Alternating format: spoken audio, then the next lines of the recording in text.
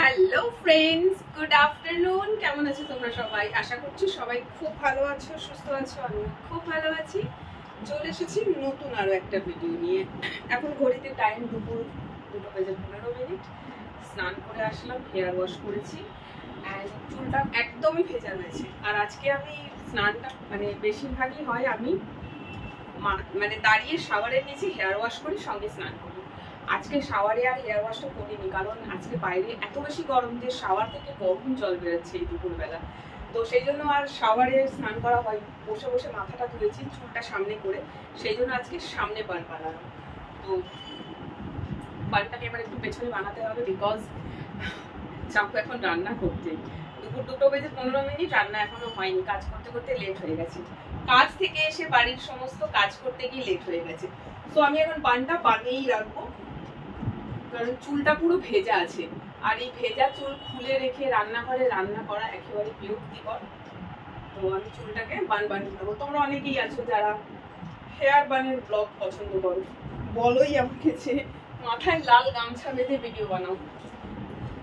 তো এই ভিডিওটা খানিকটা তাদের জন্য হয়ে যাবে যারা পছন্দ করে আর কি।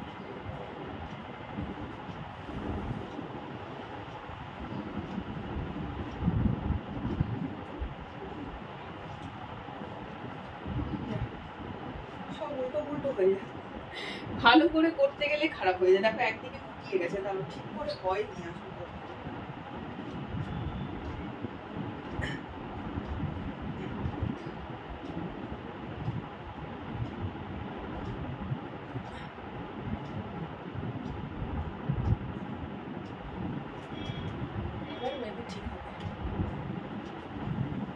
শাড়ি পরে কাজ করা বড় বিরক্তিকর, এই জন্য শাড়ি পরি না। এই শাড়ি শুধুমাত্র পরা হয়। দাঁড়াও, আমি বানটা বানিয়ে নি, তারপর ফেরত আসছি। ফাইনালি কোনোভাবে হয়েছে, কি জানি আজকে কিছু একটা হচ্ছে, কোনো একটা জায়গা আটকাচ্ছে, বানটাই হচ্ছে না। সবকিছু হয়েই গেছে, যেদিন দেরি হয় সেদিন সবকিছুতে দেরি হবে। আজকে দেখো একটা বান বানাতে পারছি না।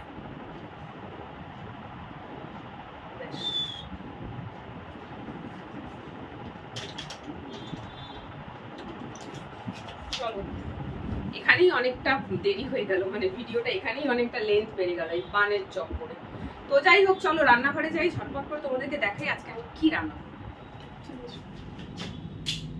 চলো রান্নাঘরে চলে এসেছি।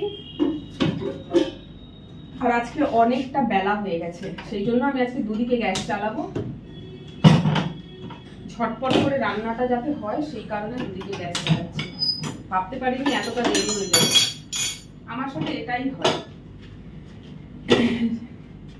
রান্না করতে গিয়ে খাবার ইচ্ছেটাই চলে যায়, রান্না করতে লেট হয়ে যায়। এত কাজ করে দুপুরে ভাত খাবার সময় হয়ে গেছে, আমি এখন রান্না করছি, খাবার ইচ্ছেটাই না চলে যায়। তো যাই হোক, চলো মশলা টসলা সব না পুরো রেডি করা আছে, বুঝেছো? খালি মাছটাকে একটু ভাজতে হবে। তাই জন্য দুদিকে বসালাম এই কারণে যে একদিকে মাছ ভাজবো আর একদিকে তরকারিটা করবো। একটাতে করলেই ভালো হতো, কিন্তু একটাতে করতে গেলে অনেকটা সময় লেগে যাবে। আমি একটু ঝটপট চাইছি। ভাত কিন্তু হয়ে গেছে।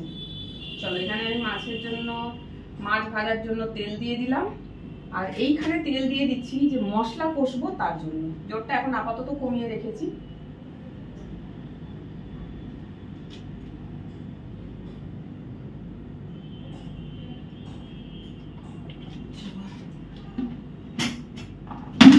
একটুখানি জায়গাটা চেঞ্জ করি,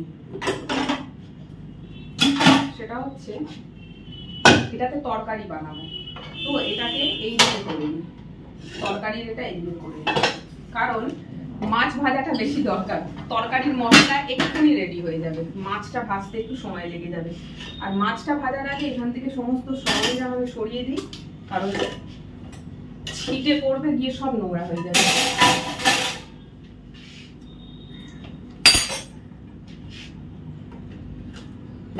আর এই যে দেখো, মাছ কিনেছিলাম প্রায় ½ কিলো মতন, তো এখানে 3 পিস মাছ আমি আলাদা করে রেখেছি। সব মাছ তো আর আমি খাবো না এখন একবারে, আজকে 3 পিস বানাচ্ছি, মনে তো হয় না 3 পিস খাবো, হয়তো 2 পিস খাবো ভাত দিয়ে।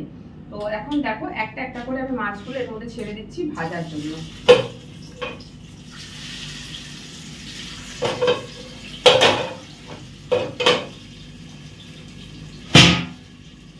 দিয়ে দিলাম। এবারে বাকি কাজটা সারি। দেখো কি করে রান্না করছি, ছটফট প্রসেসে। এখানে আমি নিয়ে নিচ্ছি মশলা।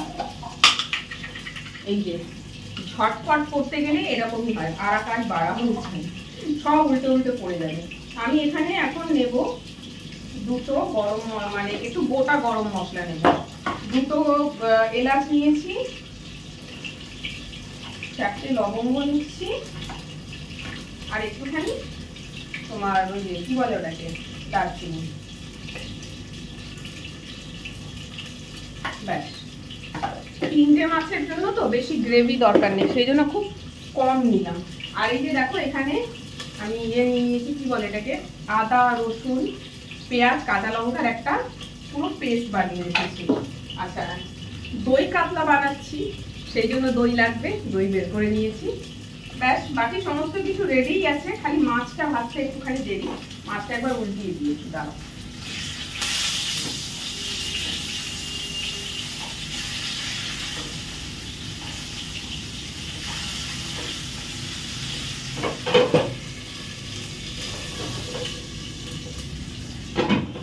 মাছটা এদিকে ভাজা হোক, ততক্ষণ আমি এদিকে এই দেখো এই যে গোটা গরম মশলা দিয়ে দিলাম। তেজপাতা হলে খুব ভালো হতো, তেজপাতা শেষ হয়ে গেছে, নেই। এটাকে একটুখানি ভাজা ভাজা করব, তারপরে এর মধ্যে আমি মশলাটা দিয়ে দেবো। এই যে বাটা মশলা, এটাকে দিয়ে দেবো। কিন্তু এই বাটা মশলা দেওয়ার সঙ্গে সঙ্গে একটু নুন দিয়ে দেবে, নইলে এই যে পেঁয়াজ আদা রসুন তেলে গিয়ে পড়লেই না ভীষণভাবে ছিটকোয়, সেই ছিটকানোটা বন্ধ হবে, নইলে পুরো কিচেন নোংরা হবে। চলো, বললাম মশলাটা দেবো 2 মিনিট না, 1 মিনিট মতন একটু গরম মশলাটা ভাজলেই হয়ে যায়। এই যে মশলা দিয়ে দিলাম, আর সঙ্গে নুন। দেখতে পেয়েছো, একদম কিন্তু ছিটকালো না। এইটা একটা কিন্তু ছোট্ট টিপস তোমাদের সাথে শেয়ার করলাম। আমি আমার কুকিং ভিডিওগুলোতে এরকম ছোট ছোট টিপস অনেক তোমাদের সাথে শেয়ার করে থাকি। জানি না তোমরা ভিডিওটা কতটা মন দিয়ে দেখো। যদি মন দিয়ে দেখো তাহলে এই টিপসগুলো তোমাদের প্রত্যেকে কিন্তু কিচেনে খুব কাজে লাগবে। এটা আমি বহুবার বলেছি, আজকে আবারও বললাম। চলো, হয়ে গেছে। মশলার বাটিটা ধুয়ে জলটা নিয়ে নিলাম।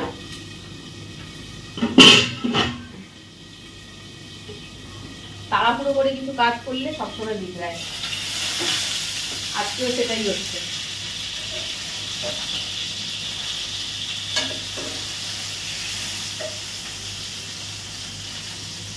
আজকে কাতলা মাছের পিসটা না হেলদি।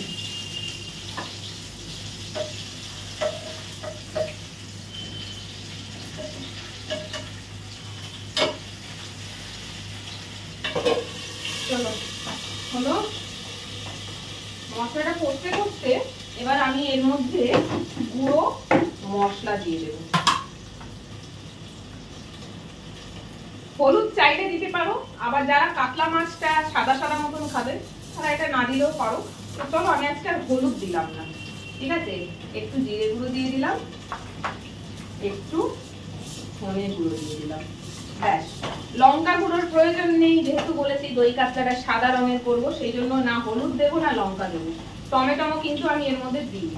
জাস্ট এই মশলাটাকে একটু ভালো করে একটু টাইম নিয়ে কষতে হবে।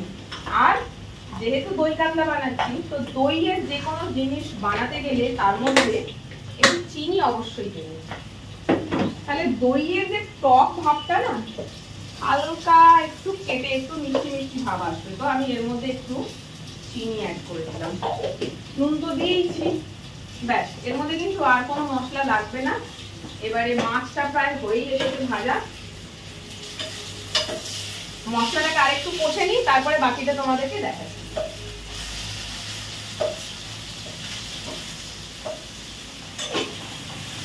মশলাটা কিন্তু প্রায় কষানো হয়ে এসেছে। এবারে এর মধ্যে অ্যাড করে দেবো দই। আমি কি করেছি, এখানে 1 চামচ দই নিয়েছি, টক দই, সেটা দোকানের দই হোক বা ঘরে পাতা দই হোক, যাই দিই। তারপরে সেটাকে একটু ব্লেন্ডার দিয়ে ভালো করে ব্লেন্ড করে নেবে। এরকম হ্যান্ড ব্লেন্ডার থাকলে ওই ব্লেন্ডার দিয়ে দইটাকে ভালো করে ব্লেন্ড করবে, যাতে এর মধ্যে কোনো লাম্প না থাকে। লাম্প মিন্স হচ্ছে দই গোটা গোটা হয়ে যায় না, সেইটা যেন না থাকে, তাহলে তরকারিতেও গোটা গোটা আসবে। সেই জন্য এই যে আমি ভালো করে একটা পেস্ট বানিয়ে দইটা এর মধ্যে দিয়ে দিলাম।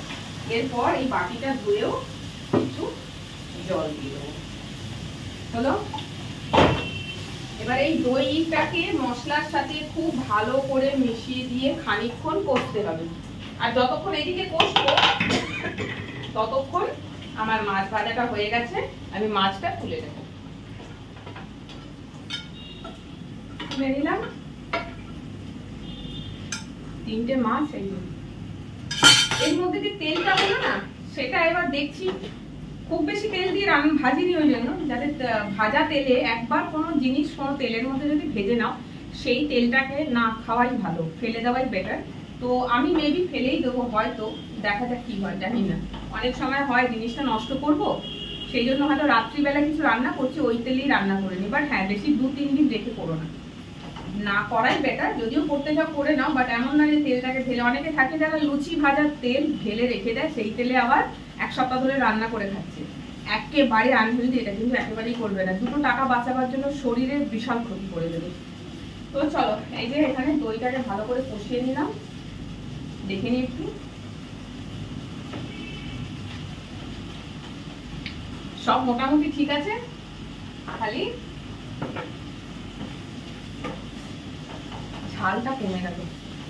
কাঁচা লঙ্কাটা বেটে দিয়েছিলাম, বাট ঝাল আরেকটু হলে ভালো হতো। তো যাই হোক, দাঁড়াও, আরেকটু ওয়েট করে যাও, মশলাটাকে আরেকটু কষতে হবে। আর একটু কষে নিই, তারপরে তোমাদেরকে দেখাচ্ছি। দই আর মশলার এই যে মিক্সচারটাকে ততক্ষণ অবধি কষাবে যতক্ষণ না ওর থেকে তেল বেরোচ্ছে। দেখবে তেলটা একটা সময় আলাদা হয়ে যায়। আর সিম করে একদম আঁচ কম করে এটাকে মানে কষাতে হবে। তো হয়ে গেছে আমার।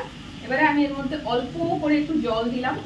এটা খুব বেশি ঝোল রান্না হয় না, ঠিক আছে, এটা একটু গ্রেভি গ্রেভি মতন থাকে, আমিও সেটাই করব।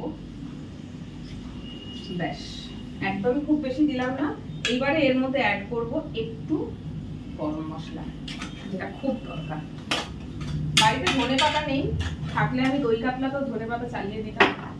আমার ধনেপাতার স্বাদ গন্ধ এত ভালো লাগে, কিছুদিন আগে দই চিংড়ি বানিয়েছি, তার মধ্যেও ধনেপাতা অ্যাড করে দিয়েছি। চলো, হয়ে গেল। এবারে আমি মাছগুলো এক এক করে এর মধ্যে ছেড়ে দিচ্ছি। কত তাড়াতাড়ি, আধা ঘন্টা এখনো হয়নি, রান্না কিন্তু আমার রেডি। ব্যাস, তরকারিটা ফুটতে তো শুরু করেই দিয়েছে। আমি এখন আপাতত এটাকে ঢাকা দিয়ে দেবো। ব্যাস, এখন 10 মিনিট মতন আমি এটাকে একটু ফোটাবো। মাছটাকে ঝোলের মধ্যে ফোটালে ঝোলটা কিছুটা মাছের ভিতরে চলে যায়, মাছটা খেতেও ভালো লাগে, মাছটা সফট হয়ে যায়, আর ঝোলটা একটু শুকিয়ে গ্রেভি হবে। তো ফাইনালি রান্নাটা প্রায় হয়ে এসেছে। আর একটু ওয়েট করে যাও, খাবার বার করবো, তখন তোমাদেরকে দেখাবো এটা রান্না কেমন হলো বা খেতে কেমন হলো। অলমোস্ট ডান, অলমোস্ট ভুল বললাম, পুরোই হয়ে গেছে, অলমোস্ট কেন হবে। যাই হোক, চলো। খিদেতে আমার অবস্থা ঢিলা আজকে, আজকে প্রচন্ড খিদে পেয়েছে। তো চকলেট রাখা ছিল ঘরে, 2-4 টুকরো চকলেট খেয়ে জল খেলাম। এইবারে খাবো ভাত। রান্না কিন্তু হয়ে গেছে, অনেকটাই হয়েছে। যতটা হয়েছে সেটা আমার একলার পক্ষে একবারে খাওয়া পসিবল নয়, রান্নাটা দুজনার হয়েছে। তো আমি এখন এটাকে বাটির মধ্যে ট্রান্সফার করে নিই। এই রান্না শুধু করা নয়, রান্না করলে এবারে বাসন বেরোবে, সেগুলোকে আমাকে মাজতে হবে। এখন আর কিচ্ছু করছি না, বাসন জল দিয়ে রাখছি, যা হবে পরে হবে। শরীরটা আজকে খুব খারাপ, ভীষণ টায়ার্ড ফিল করছি, খিদে পেয়েছে, আর প্লাস এই দই কাতলাটা খেতে ইচ্ছে করছে, সেই কারণে জাস্ট বানালাম। নইলে আমি যা পুড়ে ঘরে এসে ডিম টোস্ট বানিয়ে খেয়ে শুয়ে পড়ি। চলো, রান্না ডাল। ওই যে বললাম আমার কাছে এখন ধনেপাতা নেই, নইলে ধনেপাতা দিতাম। এই যে দেখো, এই হলো দই কাতলা। হয়তো আরেকটু সাদা হতে পারতো, কেন হলো না জানো? কারণ মাছটা ভেজেছি, মাছের মধ্যে তো হলুদ দিয়েছিলাম, সেই হলুদগুলো যাবে কোথায়? সেই হলুদগুলো তো সব তরকারিতে চলে আসলো, সেই জন্য সাদা ভাবটা একটু কমে গেছে। সো যাই হোক, চলো ব্লগটা শেয়ার করলাম। হয়তো ফোকাসটা কিচেনে করার মধ্যে ছিল না, বাট স্টেপ ওয়াইজ তোমাদেরকে বলেছি। দই কাতলা না খুব ইজি বানানো, মাছের ঝাল ফাল থেকেও দই কাতলাটা আমার মনে হয় আরো ইজি হয়ে যায়। মাছের ঝালটাও তবুও তাড়াতাড়ি হয়, মাছের ঝোল দেরি হয়, কারণ ওতে আলু দিলে সবজি দিলে সেগুলো ভাজতে এক্সট্রা সময় যায়। আজকে যেহেতু আমি দুদিকে করেছি, একদিকে মাছ ভাজছিলাম আর একদিকে তোমার মশলা কষছিলাম, তাই জন্য আরো তাড়াতাড়ি হয়ে গেছে। ভাত তো করেই রাখা আছে, এবার আমি খেতে বসবো। চলো, ভিডিওটা এখানে অফ করছি, তোমরা দেখো কেমন লাগলো, কমেন্ট করে জানিও। টাটা।